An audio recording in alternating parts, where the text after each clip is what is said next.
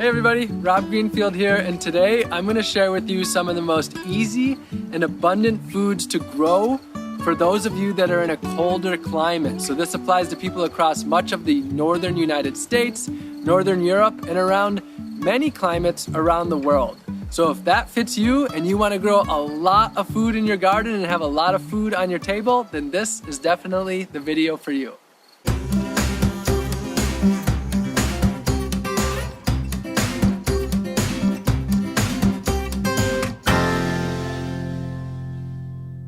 A lot of you know me for my year of growing and foraging 100% of my food, where literally everything that I ate for a year was either from my garden or foraged. But I did that in Florida, in a very hot climate where I could grow food year around. A lot of people saw what I did and they thought, oh, you can only do this because you're in a warm climate. But the truth is, warm climate, cold climate, as long as you work within your region, you can grow an incredible amount of food. And a lot of the most self-sufficient people that I've ever met live in cold climate places like Wisconsin or Ohio or New York. So there's so many foods that you can grow. It's just about growing what grows well and abundantly in your area. So when I'm talking about easiest and most abundant, easiest means they grow really well. It's hard to kill them. Even if you have what you consider a black thumb, there's a good chance you'll be able to grow these and walk away feeling like you have a green thumb. And then abundant means that they produce a lot of food. But there's a second part to that, and that is that they produce a substantial amount of food on your plate, and that they'll actually be able to fill yourself up and fill your pantry up to get through the winter.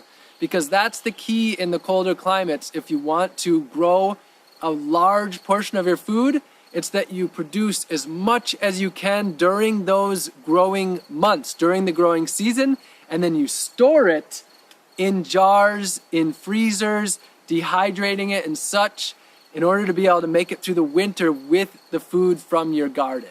So these foods are going to help you drastically reduce the number of times that you need to go to the grocery store and drastically increase the nutrition and the abundance that you're getting straight at home or on your farm right where you are. I have to start with the potato. One thing that a lot of people have the hardest time with is calories. Now, I wanted to show you this potato in particular. It might look crazy to a lot of you, but this is a potato that has been stored in the pantry for about 6 or 7 months now. I'm in southern France, and it's mid-May, and this was put into the pantry in around October or November. So these store for a very long time. So as far as your calories go, potatoes are going to be one of the most calorie dense, producing a large bulk of your food, and they store really well. So this knocks out two really important things. And the potatoes that are left over that you don't eat, this one right here could be planted to produce more. So that is the wonderful potato. The second one I want to share with you is pumpkins, and I am in love with pumpkins. Not just the ones you see that you make jack-o'-lanterns out of. There's many different shapes, colors, and sizes of pumpkins. This is just a beautiful one at the farm that I'm staying at. Pumpkins are amazing because they store a really long time. Again, it's May, and this is from the last season, and it's just as good as can be. And you can also eat the seeds. You can eat the skin, and as a matter of fact, I will take the entire thing except the stem and blend it up into a soup. So pumpkin and different winter squashes, they provide a lot of sustenance, nutrients, and a lot of them are very easy to grow. Grow the ones that are adapted to your climate. Now, next I want to share summer squashes, so zucchini. This actually is more of a winter squash, but it looks kind of like a summer squash, so I'm using it. Now, zucchinis are truly amazing. I've traveled through Washington, through Wisconsin, through New York, all across the northern United States, and people tell me that they have so many zucchinis that they have to try to give them away, but they can't because everybody has so many of them. They get huge, you can eat them when they're giant, or you can eat them when they're small if you want them to be more tender. So zucchinis are a must for a huge amount of sustenance and being extremely easy to grow. The next one I want to talk about is beans. And beans are truly incredible. You can either eat them fresh, right off of the vine or the bush. There's pole beans and there's bush beans. You can eat them fresh. You can wait for them to dry on the vine to have dried beans like you would buy at the store, like your pinto beans or your black beans or your lentils. Or you can can them. These are canned ones, for example. And another way to store them is freezing them. So the freezer is a really great way to store food. It generally costs only a few dollars a month to run a deep chest freezer, and you can store a few 100 pounds of food. So again, one of the most important things in the colder climates is storing the abundance. Canning is one way to do that. Freezing is another. And then there's also drying as well. And then jams, I'll show those as well. There's also the pantry for things like potatoes and carrots that can store in the pantry. So there's a lot of different ways to store your food, and that's the key. Beans are very easy, very abundant, and I also want to mention peas, which are kind of my runner-up to beans, but very easy to grow for a lot of people. Some people have problems with them, and they're not nearly as filling as beans, but peas are another really great crop as well. All right, the next one is carrots. This is definitely a favorite for me, although to be honest, I just love all foods that grow really abundantly and easily. I mean, so this is a great video for me to be filming because this is my passion. But carrots, now these carrots have been stored in boxes of sand in a cold pantry. Again, these have been stored for about 6 months, so they're not your fresh, super crisp ones, but let me give this a bite. That's still pretty crunchy, and these are about 6 months stored. Wow. It's actually, wow, they're even sweet still. Nice. Not as flavorful as some carrots that I've had, but sweet. So these can be stored. They can be canned as well. I love to make carrot juice. I mean, that's one of my favorite things. So carrots, that's an important one. And I want to mention with carrots, beets. Now, for a lot of people, beets are super easy. Some people, beets have been a challenge. So I don't necessarily consider them the most easy, but I have to mention them because they can be very abundant. For some people, they're very easy. But if you grow beets, you have to eat the greens. If you're wasting the greens, you're wasting some of the best nutrients and taste. They're one of the most incredible greens, if you ask me. They're absolutely my favorite, or one of my top favorite greens. So carrots and beets. To continue on, I want to mention a few more root vegetables, and that would be radishes and turnips. So radishes are one of the easiest foods to grow, and you can actually harvest radishes in about 30 days, the small radishes. They're one of the fastest growing crops that there are, and you can grow daikon radishes, which get really huge, and I grew a lot of daikon radish in Florida. And then turnips can be pretty easy to grow as well. They are a nice root. They go really well with potatoes and beets and carrots baked together. I love baked turnip. Living off of your garden doesn't mean living without flavor. In fact, it can mean a really delicious garden full of flavor. This food can be grown right here, and you can harvest it within moments before you're putting it on your plate. So you can get some of the most delicious foods that you'll ever eat. But I really like, in order to have that, for me, there's some key ingredients. Onions are one of them. Herbs are as well, which I'll get into pretty soon. Now, onions can be extremely easy. I want to say that you might have a hard time getting those big, giant onions that you would get at the store. That's not something that every gardener or beginner gardener will be able to get. It's more likely that you'll be able to be successful with small bulbs. And the other thing that's really one of the easiest is bunching onions, and you can eat the greens. Now you can eat the greens of all onions as well, and actually if you eat just the right amount, you get a crop of green onions and then a crop of the bulbs as well. So the smaller ones are generally easier for beginner gardeners. Another one that I want to mention is garlic. Now, garlic is super important to me. It's a wonderful medicine. It adds an incredible amount of flavor. For some people, they found garlic to be super easy. It's a little bit more of a challenging one because you plant it in the fall and then harvest it in the late spring. It sits under the snow for the winter, so that makes it not quite the easiest. It's a little more challenging, especially for beginners, but it can be pretty easy. With garlic, this is a clove. Pop that in the ground, starts to sprout, and then you've got garlic. Now, if you're not successful with the bulbs, you can grow it just for its greens, and you can get really, really productive, abundant greens out of garlic, and they're very strong. That was quite strong, just like garlic. So onions and garlic, those are also extremely important for preserving food when you're canning and adding to soups.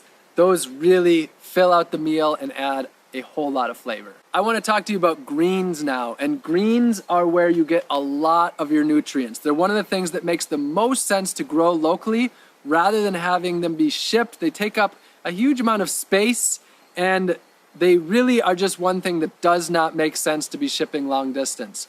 So this is kale right here, and some of the beginner greens that are really easy would include kale, arugula, lettuce, mustard greens, Swiss chard, spinach, and amaranth. Those are 7 of the easier ones to grow. Amaranth, what's really special about that is it's often self-seeding, and once you get it going, you'll have amaranth coming back time and time again.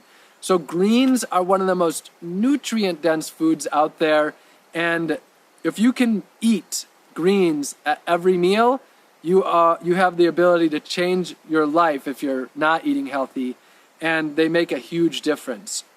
Now, greens are generally what you're going to be eating during the months, during the growing season. A lot of people don't preserve their greens so much. You can, and one of the greens that's easiest to preserve is sauerkraut. So this here isn't exactly sauerkraut.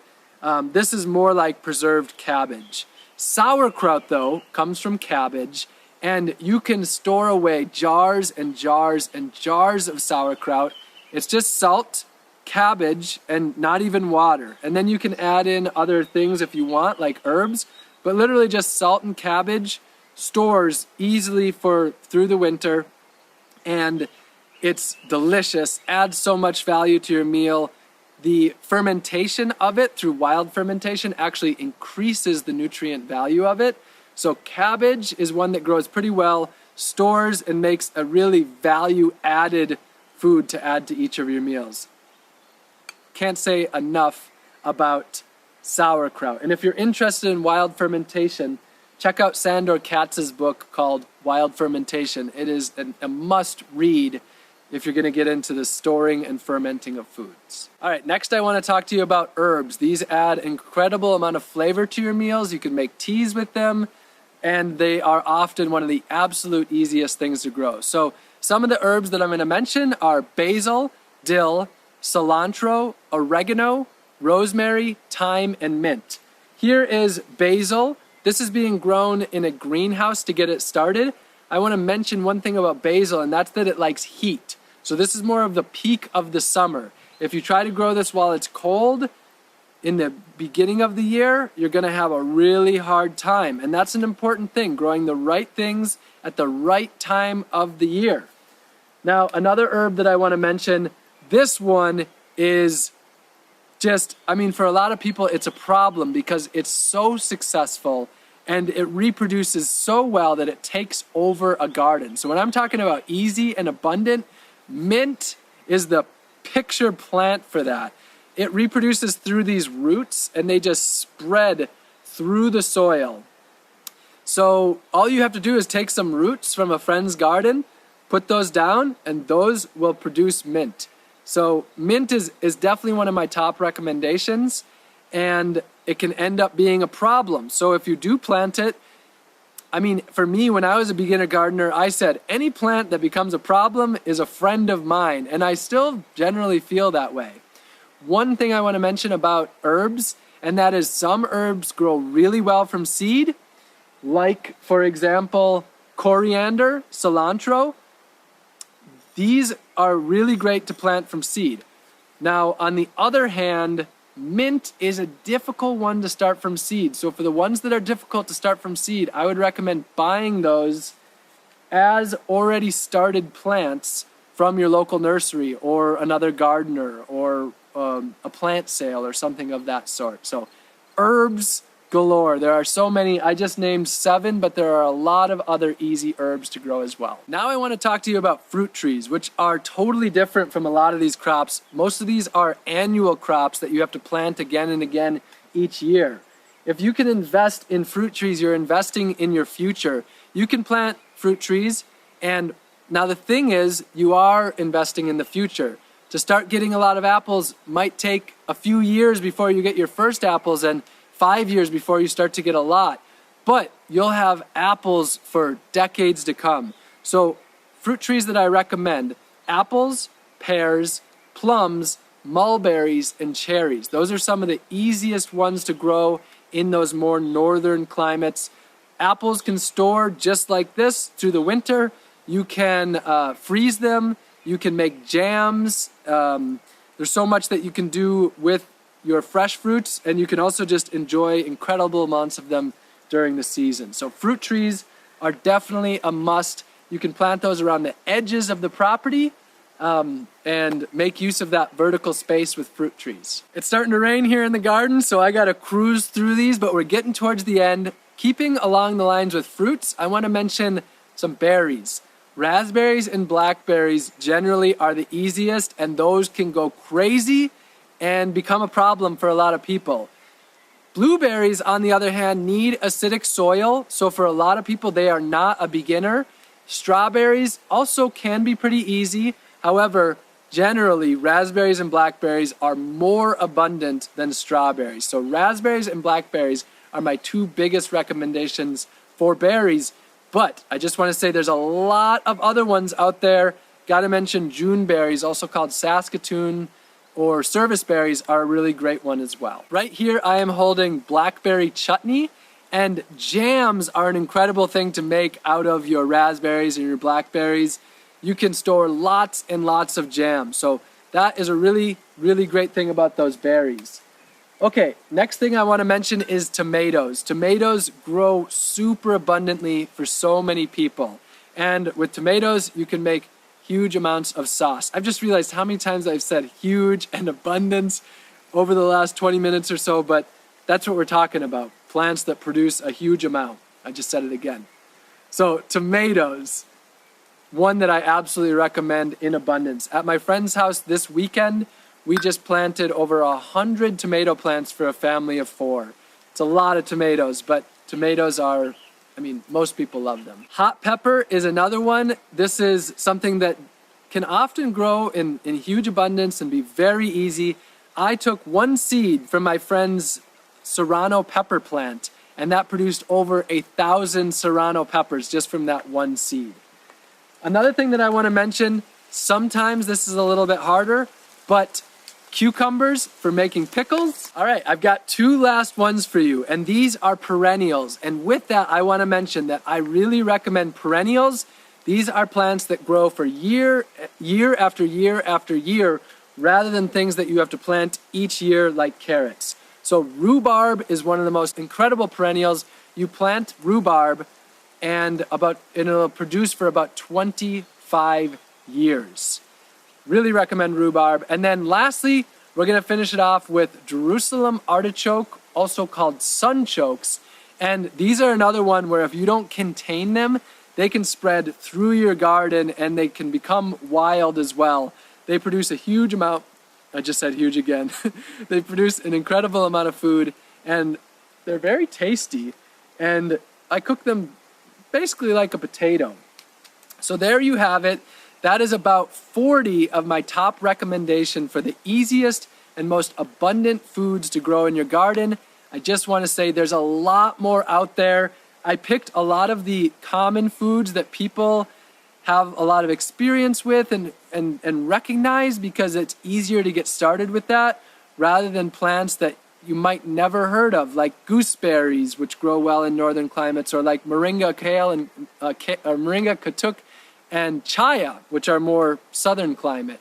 So I just want to say that I did kind of pick things that are more known, but there's a lot of unknown foods that grow extremely well. I want to say, try your best to get your seeds locally. Locally adapted seeds will grow much better in your area because they are adapted to that area. And then buying your plants from local nurseries that are using varieties that have been grown in the area for decades helps a lot. Also, for support, join a community garden. If you feel like you have a black thumb, it would be incredibly helpful to be around other people. And then also volunteer at farms and gardens.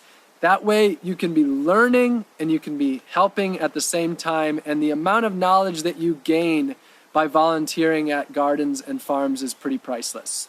I hope that this video has really inspired you to grow a lot of food this year and the years to come.